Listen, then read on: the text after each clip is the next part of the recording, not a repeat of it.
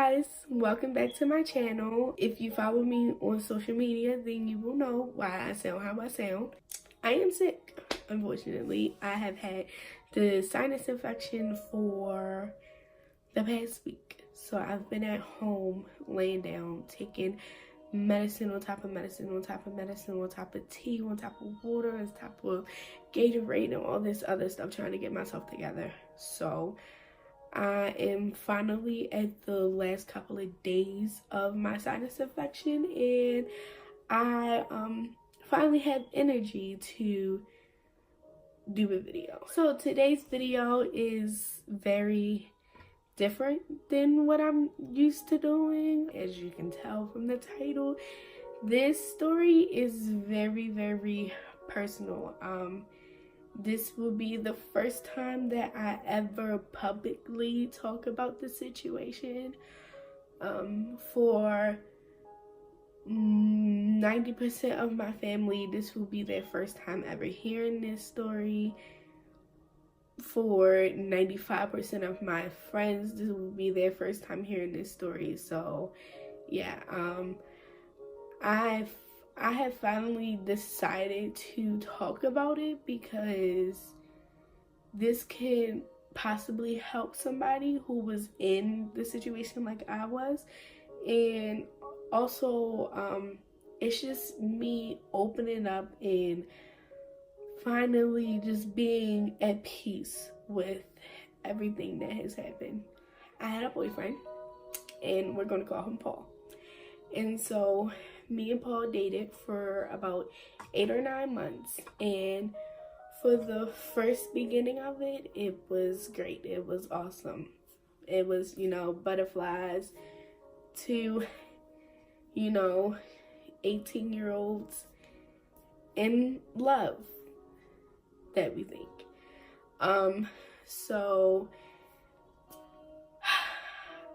Unfortunately, within the last 4 months of our relationship, things just started going downhill.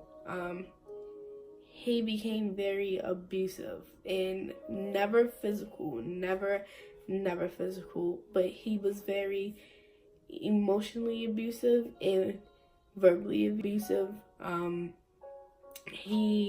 It would be times where we got in arguments, and he would call me out of my name, and it was never until one night where I was at my niece's slumber party at a hotel where he actually called me the B word, and it was just like I tolerated a lot, and I'm not taking this.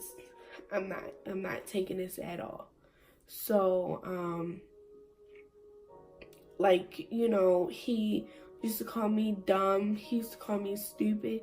He used to tell me that I would never be worth anything. I would never become an actress. I would never become a singer. My voice will never be good enough to do anything. It was all kind of stuff like this. So, it's crazy because you would think that all of that is what would drive me away. But, I was young. I was dumb. I was 18. Mind you, I'm 23 now. So, y'all can do the math of how long ago this was. But it was my sophomore year of college, and one night when I finally just had enough, I tried to break up with him, and he started threatening me.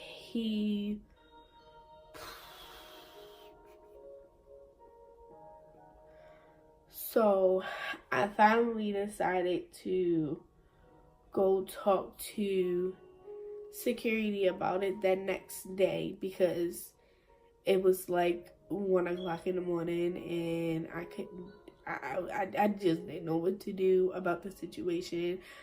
I was just like, okay, maybe in the morning things will just blow over and it will be okay, things would be different. He would come back to his senses and he will stop, and we can just move on, and I can just move on and be happy. He can move on and be happy, but it didn't work out that way.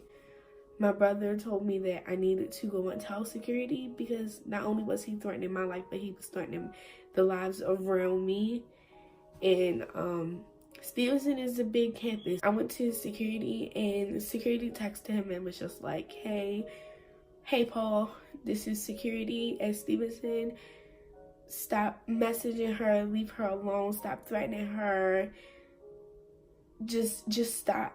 And so he messaged them back and was just like, I don't care who you are, I'm still coming up there.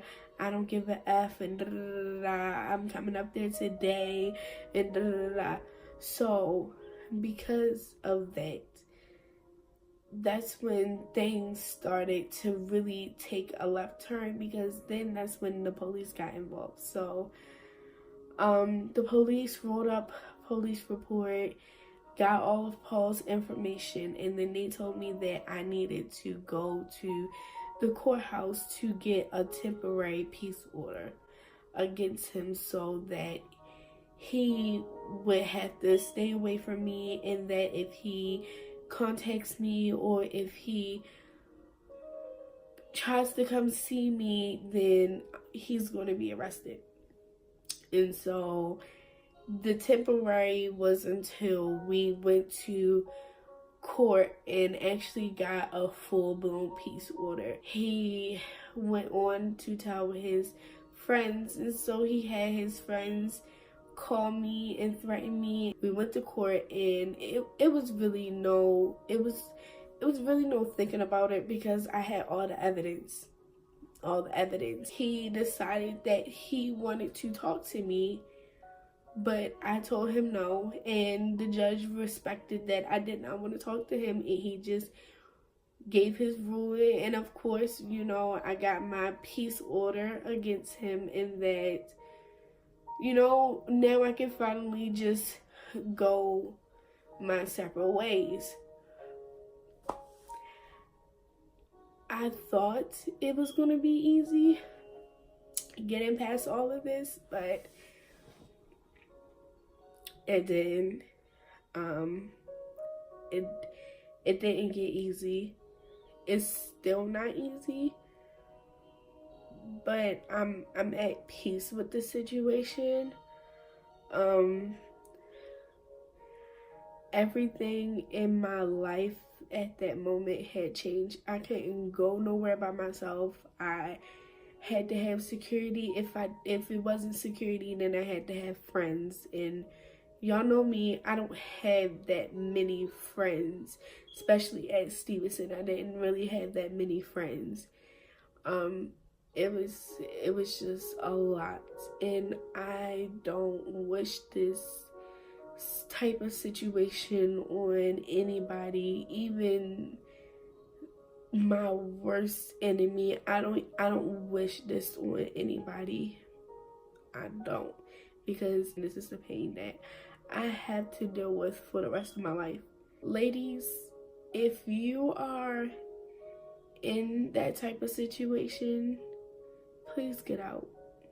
Please, because it's not okay at all. It's not okay. Thank God he never actually put his hands on me. Thank God I left before it got to that point where he actually put his hands on me. But not everybody is as lucky as I was to get out. There's so many documents and movies and just true stories that has happened that talks about females being in that situation and them not getting out of the situation. So I just hope that anybody who's in that situation will just get out of that situation. I didn't want to talk to anybody about the situation. I wanted to be alone. I blamed myself for so long. I just wish that I never had to go through that situation. I know that we all go through situations to make us stronger, but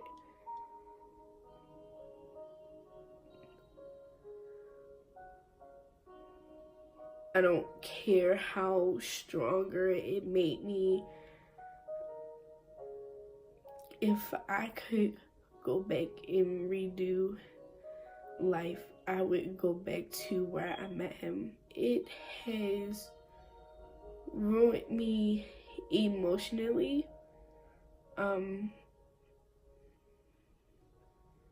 feel like it's one of the reasons of why I don't want to get into a relationship, and if I do get in a relationship, I take them serious to the point where I'm not disrespecting my partner, but I'm not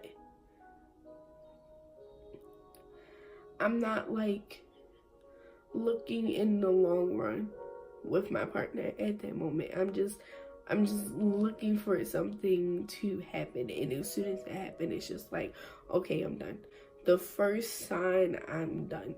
I feel like it's a good thing and it's a bad thing, because it's like I can't keep on just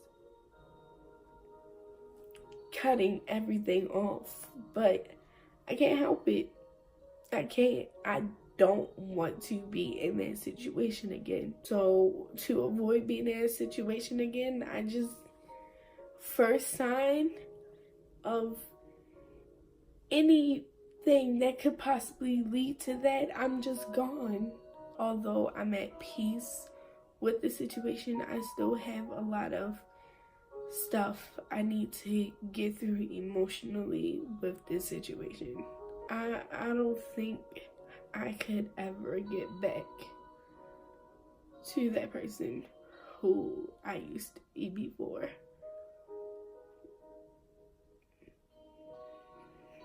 And that's up. I'm sorry, guys. If you are in a situation like I was, and you just need somebody to call or just to talk to, I'm going to put my email address in the description. Also, all of my social media stuff is in the description. I hope you guys enjoyed this video. Even if only one person out of however many people watches this video takes something and learn from this experience that I went through, that's perfectly fine with me. I love you guys. I thank you for all your love and your support. Don't forget to like, comment, and subscribe, and I will see you guys in the next video. You bleed, and that's a whole lot of love. Ain't trying to waste it, like we be running them out and never make it. That's just too bitter.